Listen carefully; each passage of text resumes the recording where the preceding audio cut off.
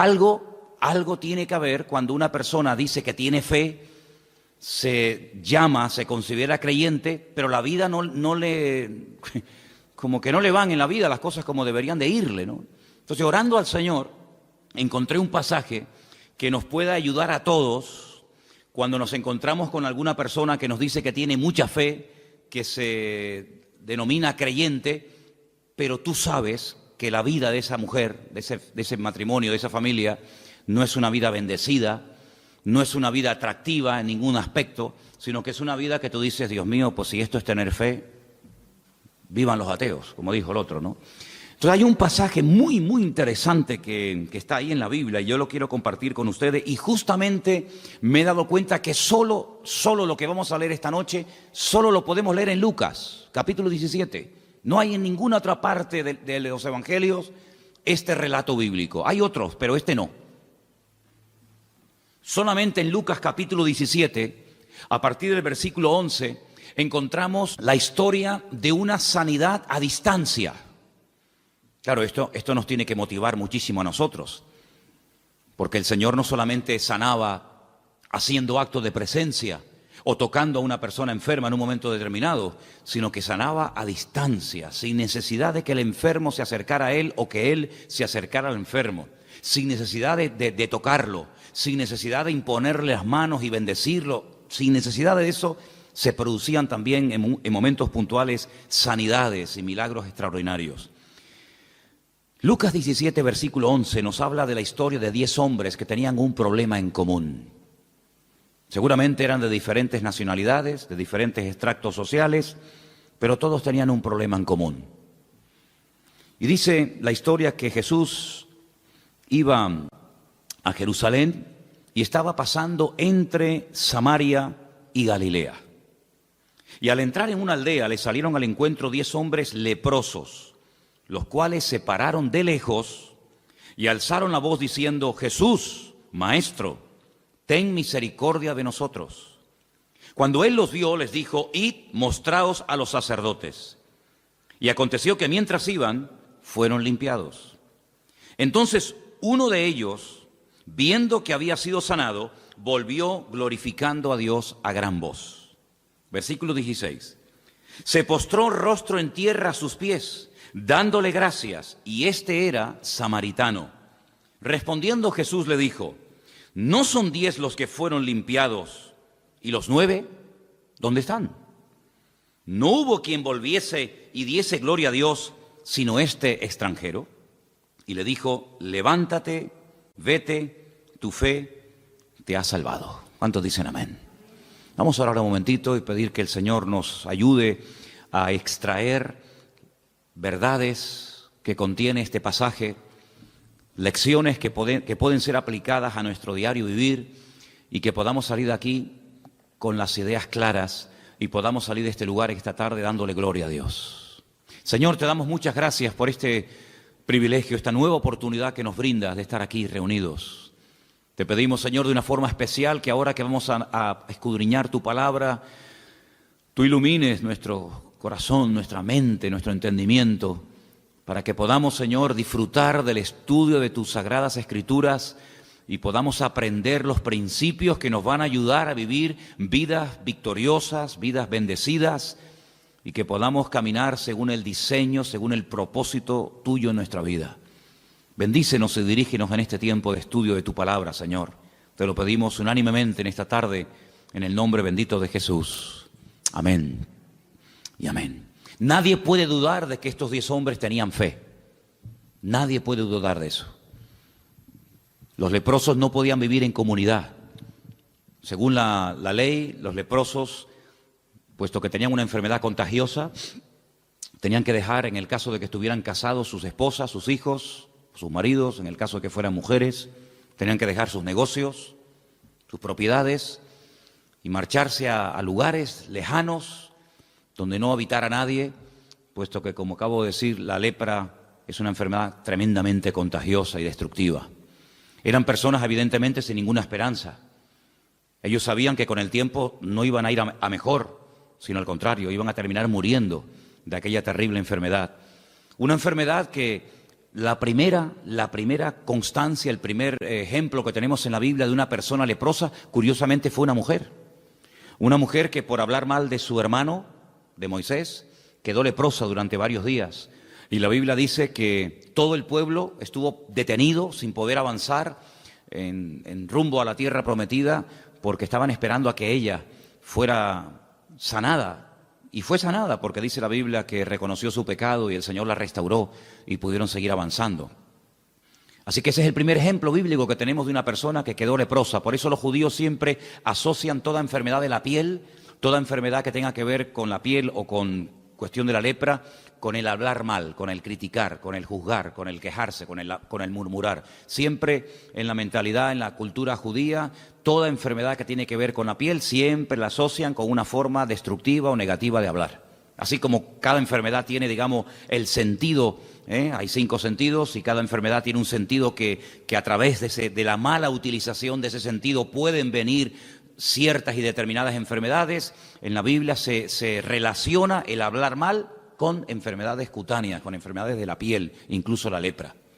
Y estos 10 hombres vivían una vida triste, una vida en la que sabían que nunca más volverían otra vez a vivir una vida normal, a dedicarse a sus negocios, a sus empresas, a la pesca, a la agricultura, a la ganadería, o a tener comunión con sus amistades o familiares. Ellos sabían que eso se acabó. No había remedio. Puede ser que una persona que contrajera la lepra fuera una persona moralmente buena, religiosa, pero ellos sabían perfectamente que ni siquiera la religión judía, el judaísmo, iba a poder restaurar la piel, iba a poder restaurar su enfermedad. Ni siquiera con dinero, ya que no se podía con la religión, bueno, pues con dinero, el mejor médico, tampoco. En aquellos tiempos la lepra era una enfermedad, ya digo, totalmente incurable. Tenían que salir de las ciudades y esperar lentamente que sus cuerpos se fueran deteriorando hasta llegar a la muerte. Pero se la jugaron, bajaron de esas montañas, de esas cuevas, de esos lugares donde estaban escondidos y se la jugaron entrando a un pueblecito, a una pequeña aldea por donde Jesús en ese momento estaba pasando. Probablemente ellos tenían información o lo habían seguido de lejos y sabían que en aquel lugar podían acercarse a él y pedirle clemencia, pedirle misericordia, un milagro. Y dice la Biblia que esta gente bajó de ese lugar donde se encontraban y de lejos se pararon y le dijeron al Señor: Jesús, Maestro, ten misericordia de nosotros. Ahora, lo curioso de este milagro es que vemos gente que tiene fe, gente que claman correctamente al Señor, con humildad. Gente que se juega la vida. Si los encontraban allí, los podían matar a pedradas, porque nadie iba a correr el riesgo de contraer la enfermedad por culpa de estos leprosos que se habían escapado del lugar donde tenían que estar viviendo. Demostraron valor, demostraron una fe tremenda en el Señor. Pero hay un ingrediente en este milagro que es el que a mí me ha llamado poderosamente la atención, porque ejemplos de fe tenemos miles en la Biblia. Pero ¿de qué sirve tener una fe tremenda en el Señor si luego no somos creyentes obedientes? ¿De qué sirve tener una fe y las ideas claras en cuanto a la existencia de Dios, en cuanto a la inspiración de las Escrituras, en cuanto al cielo, en cuanto al infierno, en cuanto a la obra de Cristo, su muerte, su resurrección, su segunda venida? Si todo eso lo sabemos y lo tenemos claro, pero luego nuestra vida no es una vida caracterizada por la obediencia, ¿de qué sirve? ¿De qué nos sirve? Encontramos en la Biblia muchas personas que creían en Dios. Encontramos en la Biblia personas que adoraban al Dios vivo y verdadero, no eran gente idólatra, pero que luego no hacían caso a lo que el Señor les decía. Me viene a la mente la palabra cuando un día el Señor les dijo a sus discípulos: ¿ustedes verdaderamente queréis ser mis amigos? Pues si ustedes quieren ser mis amigos, yo les voy a decir el único requisito que yo le pido a los que quieren tener amistad conmigo: guardad y cumplid mis mandamientos. Punto. Y Juan escribe años más tarde en una de sus cartas y dice que los mandamientos del Señor no tienen que ser gravosos, es decir, no nos tiene que costar una barbaridad cumplirlos, porque si le amamos, pues para nosotros debería ser un deleite cumplir con sus mandamientos y no ser una pesada carga que parece que aquello más que una bendición es una penitencia, es un castigo. Entonces vemos en estos hombres que sí, tenían mucha fe, pero hay un momento en el que el Señor les dice que hagan algo fuera de toda lógica. Volvamos otra vez al texto. Cuando ellos alzan la voz en el versículo 13 y piden al Maestro, piden al Señor misericordia, dice que el Señor les dice, id y mostraos a los sacerdotes. Ahora, esto de la lepra es algo muy amplio, nos faltaría mucho tiempo para estudiar en detalle cuáles eran los síntomas, por qué un sacerdote, que eran los que examinaban a la gente del pueblo, tomaba la decisión y declaraba, tienes que irte del pueblo. La Biblia nos detalla qué color, qué tamaño tenían las llagas, las heridas, qué síntomas presentaban, y en el supuesto caso, porque la ley también hablaba de que en el supuesto caso de que esta enfermedad remitiera y quedaran sanados, pues había todo un ritual enorme, que ya me acuerdo que un día lo compartí aquí en la iglesia, de todo lo que tenía que hacer un hombre o una mujer cuando supuestamente se creía y se le declaraba sano. Entraba en un periodo de cuarentena, tenía que cortarse todos los pelos de su cuerpo, las cejas, la barba, el bigote, las pestañas, y todo eso tiene una razón de ser. Tenía que hacer una serie de sacrificios, en fin, un ritual muy interesante, pero vamos, que no viene al cuento ahora. Pero lo que sí quiero destacar es que eran los sacerdotes del pueblo de Israel los que te declaraban enfermo o los que te declaraban sano. Si te declaraban enfermo, amigo, tienes que irte inmediatamente. No puedes posponer esto para el año que viene, porque cuanto más tiempo tardemos en tomar, peor nos puede ir a todos. En el supuesto caso de que ellos te declararan sano, tenías que entrar en un periodo de tratamiento y confirmar efectivamente que aquello había sido un auténtico milagro. Ahora, si notamos el pasaje, lo hemos leído ya detenidamente, notamos que cuando el Señor le dice a los leprosos, id y mostraos a los sacerdotes, les está dando una orden. Pero ellos no han sido sanados. Ellos no han visto sus manos, sus heridas, sus cicatrices, y han visto que automáticamente han desaparecido. Y bueno, pues tenemos que ir, lógicamente, porque tú dices que has sido sanado, pero el que te tiene que declarar sano son los sacerdotes. No es que mañana te vas otra vez a vivir a la casa con tu mujer o con tus hijos, sino que tienes que pasar previamente por la consulta del sacerdote. Y cuando uno ha sido sanado o cree que ha sido sanado, el ir al sacerdote, pues es lógico. Pero es que ellos no han sido sanados. Cuando ellos reciben la orden de id y mostraos a los sacerdotes, es un acto de obediencia. Ya la fe la han demostrado. Por eso han bajado de la montaña, por eso han clamado al Señor, por eso han ido al Señor y no han ido a otra persona. Todo lo han hecho bien. Pero ahora viene el momento de demostrar que ustedes no solamente son gente de fe, sino que son gente obediente. Y cuando se asocia, cuando se mezcla, se junta la fe y la obediencia, amigo, cualquier cosa es posible. El milagro no se produjo instantáneo, como otros tantos, sino dice, mientras iban, fueron sanados. Es decir, cada paso que daban los iba acercando más al cambio, los iba acercando más al milagro. En nuestra vida ha habido cambios que se han producido radicalmente, ¿sí o no? Algunos sí, en unos más, en otros menos. Pero en nuestra vida ha habido cosas que las hemos dejado radicalmente, de la noche a la mañana. Pero todos estamos en un proceso, todos, absolutamente. Yo creo que tenemos que aprender mucho todavía. Tenemos que aprender a orar mejor. No somos una iglesia fuerte en oración. Sí, oramos. Pero no somos una iglesia fuerte en oración. Sí, alabamos, cantamos al Señor, pero aquí hay mucha gente todavía que no sabe adorar a Dios. Y eso es evidente. Y tenemos que por lo menos reconocerlo. Para poder crecer y aprender hay que reconocer. Si no, no somos una iglesia misionera. No tenemos obreros que hayan salido, matrimonios, jóvenes, gente que haya salido de esta iglesia para otros países a abrir campos de misioneros. No somos una iglesia misionera. No somos una iglesia rica económicamente hablando. Somos una iglesia que, bueno, que vamos ahí dependiendo del Señor el día a día, ¿verdad? Hay muchas cosas que tenemos que aprender. Hay muchos caminos que tenemos que recorrer. Pero en ese camino se va creciendo no solamente con fe, sino con obediencia. Porque si esta gente tenía mucha fe, pero se hubieran planteado, se hubieran mirado a las caras y hubieran dicho, oye, ¿y para qué vamos a ir a Jerusalén? ¿Para qué vamos a hacer este largo viaje? Pero si es que no ha pasado nada. Mírate las manos, mírate la cara. Mírate el cuerpo, mírame yo cómo estoy, si aquí no ha pasado nada. Esto es un disparate. Esto es una locura, ir a Jerusalén a mostrarnos a los sacerdotes. ¿A qué?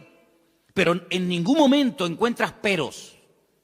Y una vez prediqué aquí, no sé si ustedes se acordarán, un mensaje que se llamaba Los peros. Los peros que hay en la Biblia, que hay un montón.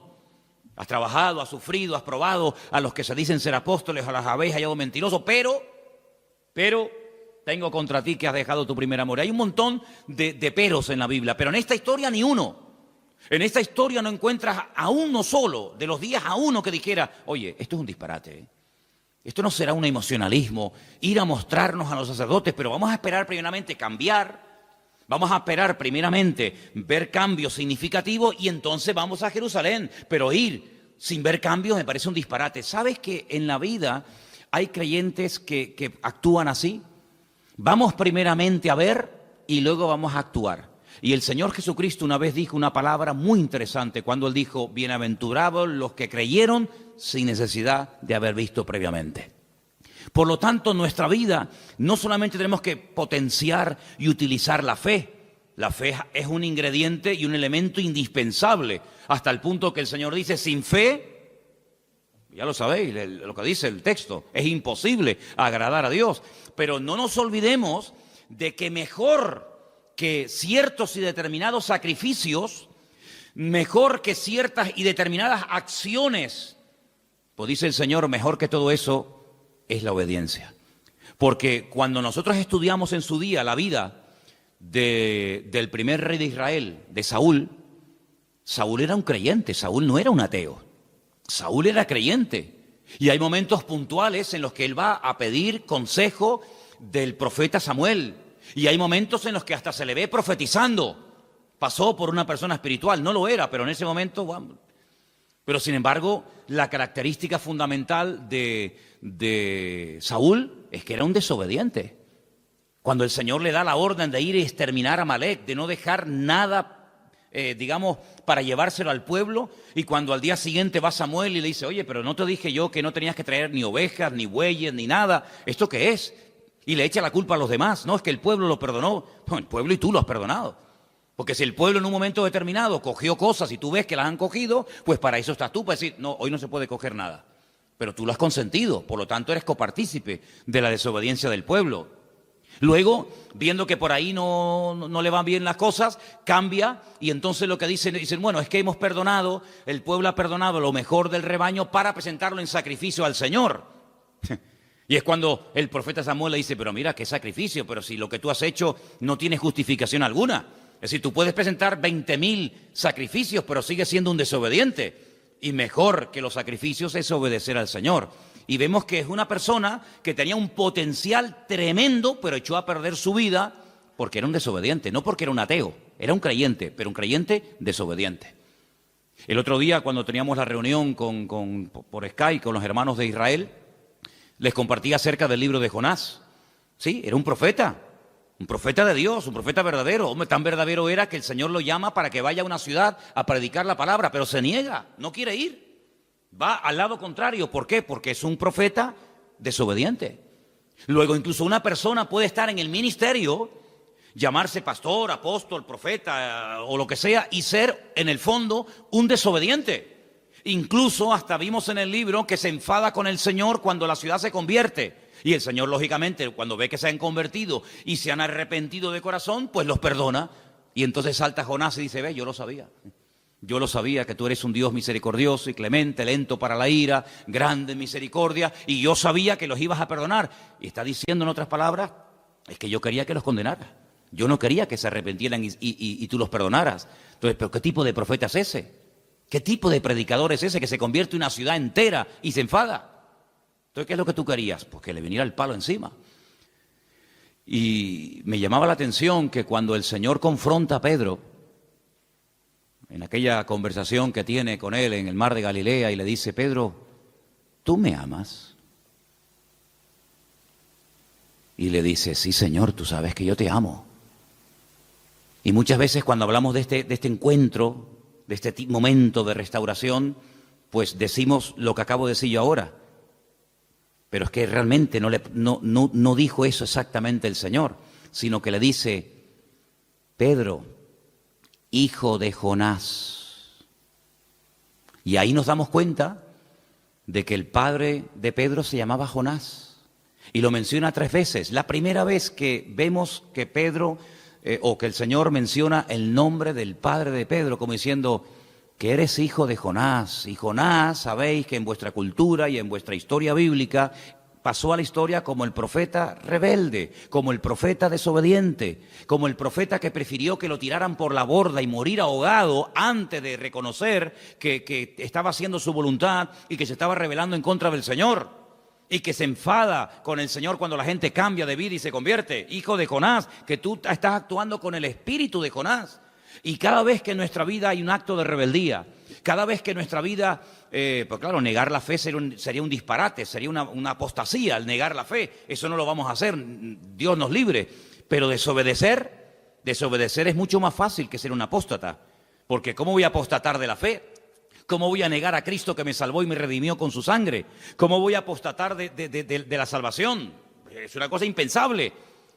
Pero ¿y cuántas veces hemos desobedecido, hermanos? Parece como que no le damos tanta importancia. Sí, el apóstata, oh, madre mía, negó al Señor, traicionó al Señor, vendió al Señor. Y eso lo elevamos a la máxima potencia. Pero es que hay algo peor. Y es ser un creyente desobediente. Y dice el Señor que para Él eso es algo tremendamente, es terrible. Y el Señor no permitió bajo ningún concepto que este hombre siguiera en el trono por ser un desobediente. Luego, lo que para nosotros a lo mejor no es tan grave, para el Señor es gravísimo. ¿Te das cuenta? Y también lo que para nosotros puede ser algo terrible, pues el Señor a lo mejor no le da tanta importancia como tú y yo le damos en alguna ocasión. Así que en este pasaje vemos esa combinación extraordinaria, fe y obediencia. Y mientras iban, dice la Biblia, que fueron sanados. Sanados a la distancia, sanados progresivamente, y algo muy importante que se da aquí. Y es que de los 10, solamente uno, vamos a leerlo otra vez, solamente uno volvió al Señor. Entonces uno de ellos, versículo 15, viendo que había sido sanado, volvió glorificando a Dios a gran voz. Se postró, rostro en tierra a sus pies, dándole gracias, y este era samaritano. Del que menos esperaba, al final fue el que les dio un ejemplo a todos los demás. Jesús entonces le dice, ¿no son 10 los que fueron limpiados? ¿Te das cuenta cómo el Señor esperaba que vinieran los 10? ¿Y los 9 dónde están? ¿No hubo quien volviese y diese gloria a Dios, sino este extranjero? Y le dijo, levántate, vete, tu fe te ha salvado. Qué tremendo, ¿no? Cuando recibimos contestación a una oración, cuando pedimos que el Señor nos guarde en un viaje y regresamos del viaje, o cuando le pedimos al Señor que nos guarde en la carretera y nos guardó, o cuando le pedimos al Señor que nos supliera aquella necesidad, o que se abriera aquella puerta, o que nos llamara aquella persona, o que ocurriera tal circunstancia, después nos paramos y decimos, oye, se lo pedimos al Señor, pero no le hemos dado gracias. Creo que les conté que este verano, cuando estuvimos de vacaciones en la península, fuimos un día, Elena y yo, a Portugal, y allí perdí el móvil. En la frontera entre España y Portugal hay un pueblo donde hay unas murallas muy bonitas y está siempre lleno de gente. Van muchísimos turistas a pasear y hay muchos restaurantes y la gente va a comprar cosas. Y allí se me perdió el móvil. Y bueno, cuando me di cuenta que había perdido el móvil con todos mis datos y los teléfonos y todo, pues uno dice, Señor, ¿y qué hago? Allí oramos una oración tremenda y el teléfono apareció, ¿sabes? Volvimos otra vez a Portugal, volvimos otra vez y entrando por ese pueblecito donde estaba lleno de gente, pues resulta que un chico me llama a lo lejos y creo que oyó algo de la conversación de que estaba buscando un móvil y me localizó y me lo entregó. Y fue un milagro, pero después nos tuvimos que parar y decir, con la misma intensidad con la que te clamamos y te pedimos que nos ayudaras en este problema, con la misma intensidad tenemos que dar gracias al Señor. Lo que no puede ser es que pataleemos, lloremos, nos tiremos al suelo, gritemos, nos revolquemos, pidamos todo tipo de misericordia y todo tipo de verdad, de gestos y de palabras, y luego a la hora de recibir la respuesta seamos incapaces de decir gracias, Señor, porque aquello se resolvió porque tú interveniste, porque tu nombre fue glorificado, y tenemos que ser personas agradecidas. En este pasaje que vemos aquí, que como dije al principio solamente lo encontramos en Lucas, vemos 10 personas desesperadas, pero personas que no tiran la toalla, personas que caminan en una buena dirección, no van a cualquier persona de la época a pedir ayuda, sino van al Maestro, van al Señor, claman correctamente, demuestran su fe, esperan un resultado. El resultado tal vez no fue el que ellos esperaban, ser sanados inmediatamente, pero bueno, es otro sistema. El Señor nos ha dicho a nosotros, hemos oído que una vez le puso la mano encima a un leproso y lo sanó instantáneamente. Bueno, gloria a Dios. Pero en nuestro caso el Señor nos pide algo diferente. Por eso, qué importante es descubrir la forma como el Señor quiere tratar con mi vida. No copiar, no imitar, no envidiar la forma como Dios trata a fulano o a mengano, sino tú y el Señor y tú, descubrir la forma particular y privada como el Señor te trata a ti como hijo y como hija suya. Un acto de obediencia. ¿A dónde quieres que vayamos? ¿A Jerusalén? ¿Dónde estaban? El capítulo empieza, o la historia dice, yendo a Jerusalén, pasaba entre Samaria y Galilea. Entre Samaria y Galilea ocurrió esto, en un pequeño pueblo, en una pequeña aldea. Y tenemos que ir a Jerusalén. Perdonen, pero ¿y esta pateada? ¿Para qué? ¿No nos puede sanar aquí? ¿Para qué tenemos que ir a Jerusalén? A lo mejor 5 horas caminando, 4 horas, no sé. Horas caminando. Pero es lo que el Señor nos pide a nosotros.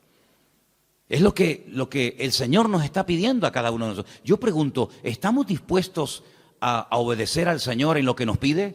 ¿Por qué a veces somos tan testarudos y cuestionamos y retrasamos lo que sabemos que en el fondo tenemos que hacer? ¿Por qué? Porque todos dentro de nosotros tenemos un espíritu de rebeldía. Porque todos dentro de nosotros cuestionamos muchas veces lo que no tenemos jamás que cuestionar. Si el Señor nos dijera, ¿queréis que yo te ayude, que responda a tus oraciones? Vete caminando esta noche al Teide de rodillas. Sí, pero Señor, ¿cómo es esto? ¿Pero te imaginas que el Señor nos dijera a nosotros hoy en día esto? ¿Te imaginas que el Señor nos pusiera barro en los ojos y nos dijera, vete a la playa de las Teresitas y cuando llegues allí te bañas? Es un disparate, es una locura. ¿Te imaginas que el Señor nos dijera, ¿quieres que te dé la petición que tienes tanto delante de mi presencia? Pues lo que tienes que hacer es irte caminando de aquí a Weimar. Y mientras vas caminando, ahí vendrá la respuesta. El Señor a nosotros no nos ha pedido esto. Yo creo que somos la generación en la que nunca nos lo ha puesto tan fácil a los creyentes el Señor el obtener respuestas a nuestras oraciones. Yo veo en la Biblia que hay momentos en los que la gente tiene que hacer un esfuerzo. Aquí tenemos un ejemplo. El pobre ciego que lo manda caminando al quinto pino de Jerusalén, teniendo un estanque al lado que como es el de Betesda. Yo veo en la Biblia que hay momentos en los que el Señor le pide a personas cosas que yo no sé, con toda honestidad, si me las pidiera a mí, si yo las haría. Mira tú, por ejemplo, a Abraham, que vive en el sur de Israel, y le dice que sacrifique a su hijo, y no lo puede sacrificar allí en la puerta de su casa. 3 días caminando, hermano. 3 días caminando. Y 3 días después de vuelta. Para subir a un monte a sacrificar a su hijo. Pero bueno, ¿y qué más da matarlo aquí que matarlo allá? Que matarlo en la puerta de mi casa, que matarlo encima de la cama. No cuestiona. Sino se levanta bien temprano a la mañana, se pega 72 horas caminando. Un señor ya mayor.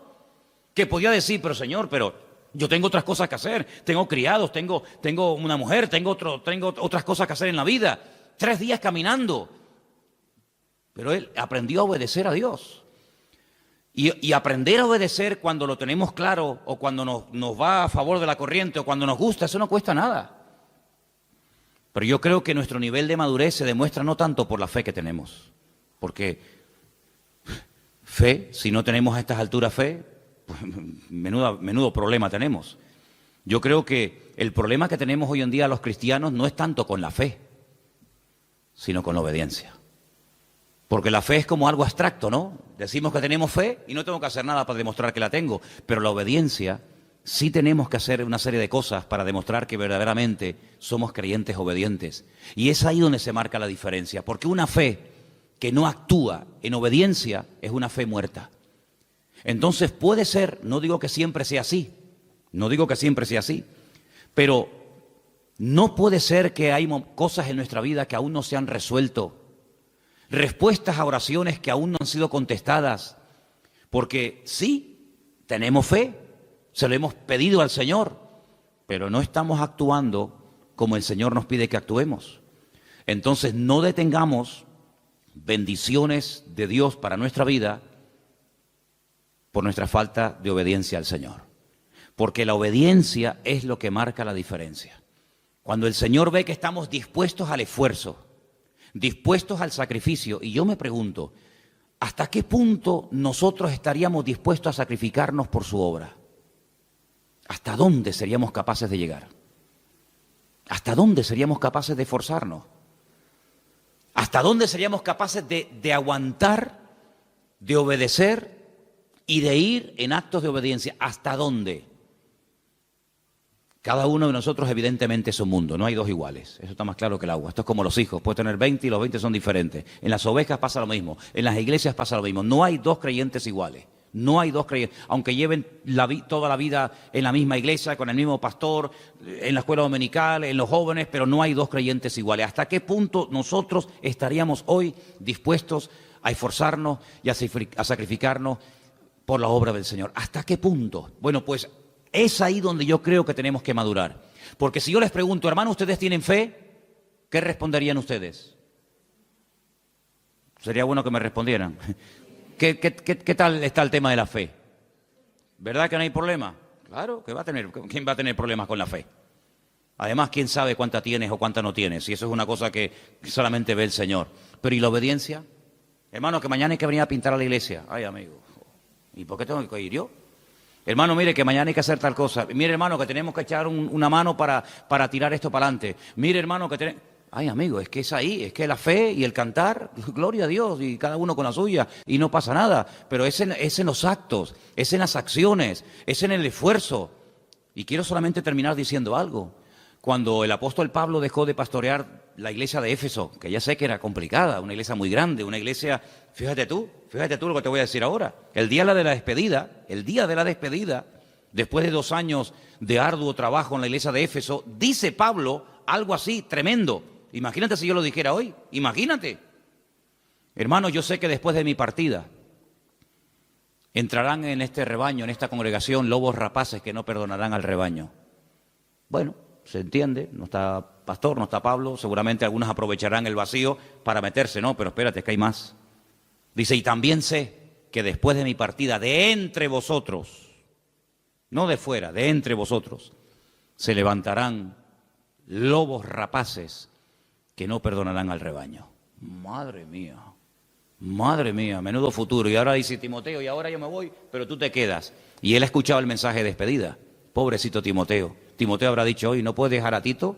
¿No puedes dejar a Silas? ¿Me tienes que dejar a mí a bailar con la más fea?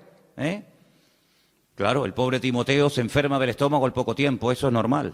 Los nervios, al poco tiempo lo empiezan a menospreciar, al poco tiempo lo empiezan a infravalorar, tú eres muy joven, tú no tienes experiencia, tú no sirves para nada, y seguramente le habrá dicho a Pablo, Pablo, sácame de aquí, que mira que me van a comer esta gente, mira que no sé qué, que no me valoran, que si soy muy joven, que si soy muy debilucho, que si no sé qué, y Pablo le escribe una carta y que le dice, esfuérzate, amigo, pelea, lucha, echa mano de la vida eterna, aviva el fuego del don de Dios que está en ti, evita discusiones y problemas, evita todas esas cuestiones.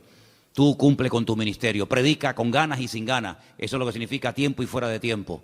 Y no le da ni una rendija de posibilidad para decir, bueno, aleluya, me salgo de aquí corriendo, sino que le dice, esfuérzate, pelea, lucha. Timoteo, hombre de fe.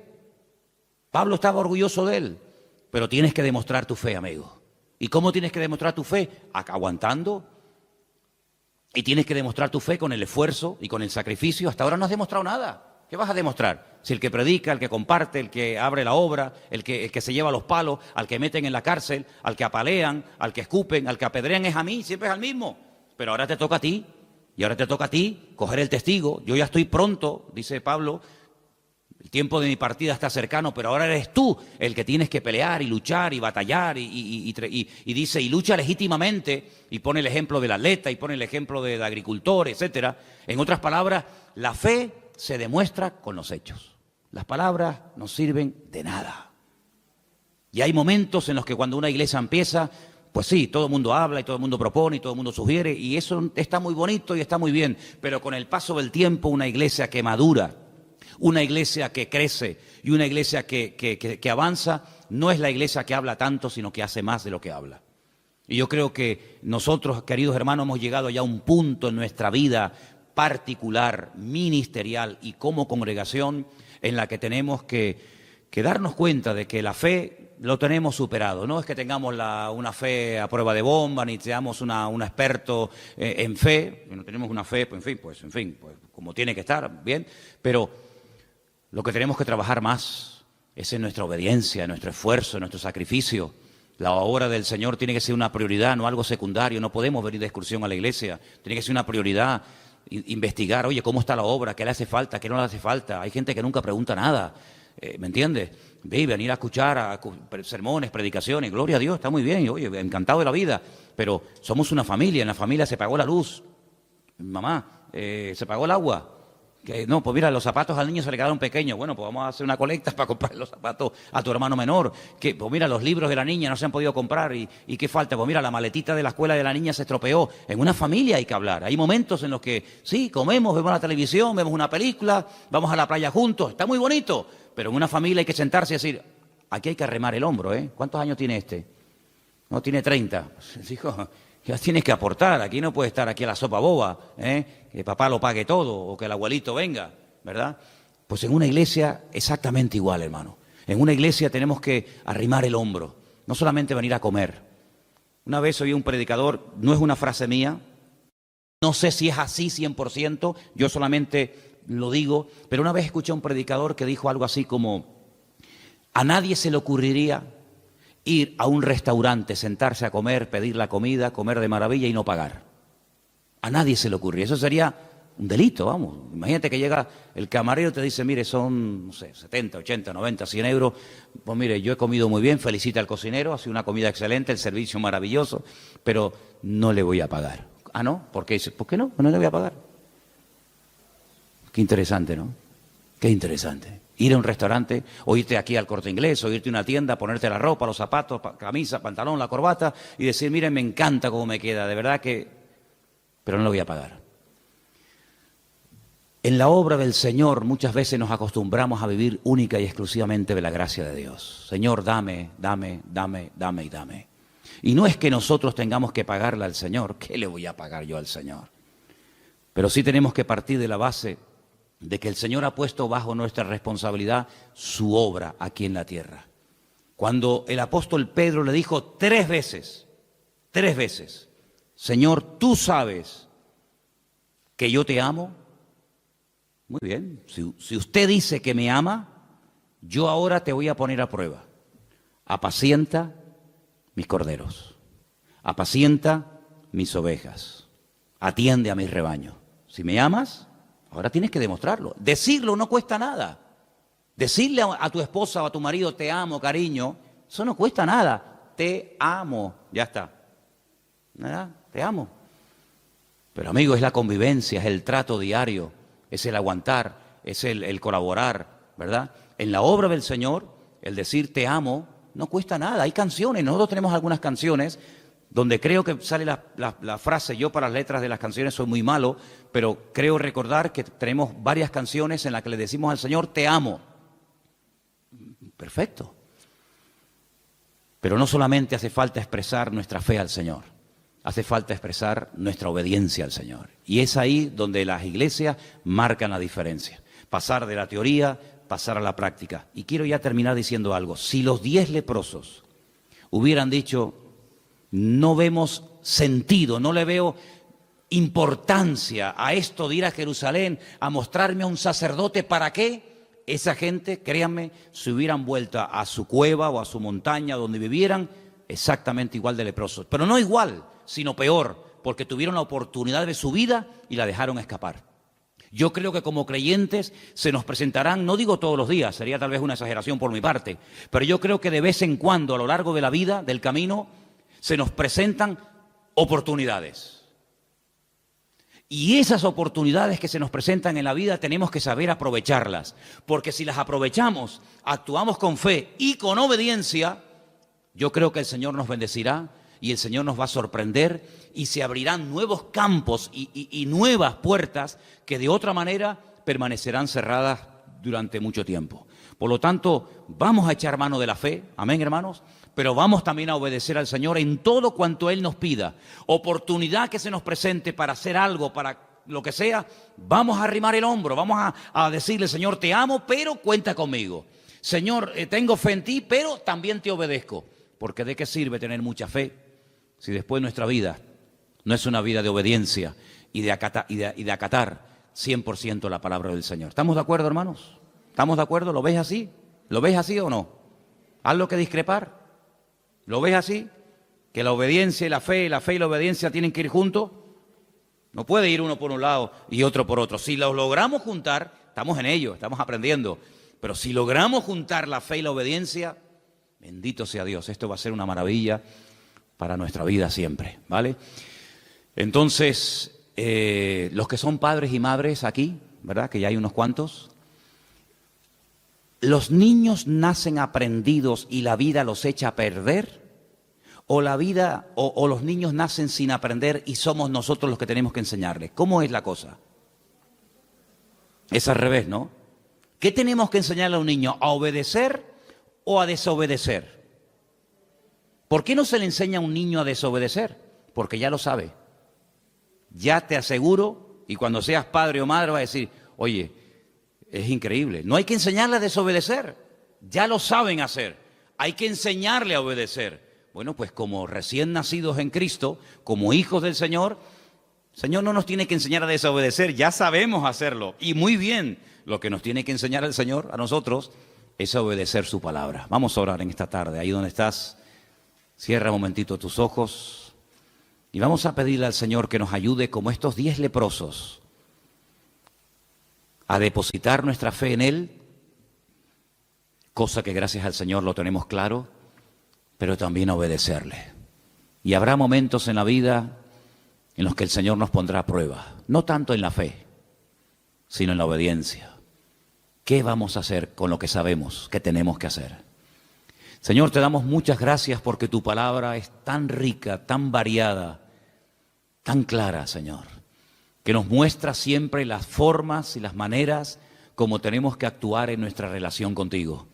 Gracias porque la fe que tenemos tú nos la diste, es un don, es un regalo que tú le has dado al ser humano. Y tenemos que crecer en la fe, claro que sí, Señor, lo sabemos. Pero también queremos pedirte esta tarde que nos ayudes a ser un pueblo obediente, sumiso a la voluntad de Dios, a la palabra de Dios. Que nunca cuestionemos tus órdenes, tus mandamientos, sino que demostremos nuestro amor y nuestra fe a través de la obediencia, acatando tu palabra, poniéndola en práctica en nuestra vida. Ayúdanos, Señor, a poder unir la fe y la obediencia para poder ver tu gloria en nuestra vida. Y te pedimos, Señor, que arranques de nosotros todo espíritu de desobediencia, de rebeldía, para que nunca esas actitudes sean la tónica o lo normal en nuestra vida, sino todo lo contrario. Ayúdanos a ser obedientes y sumisos a ti, a tu palabra. Y te damos gracias porque sabemos que lo que te pedimos, tú estás muy interesado en concedérnoslo.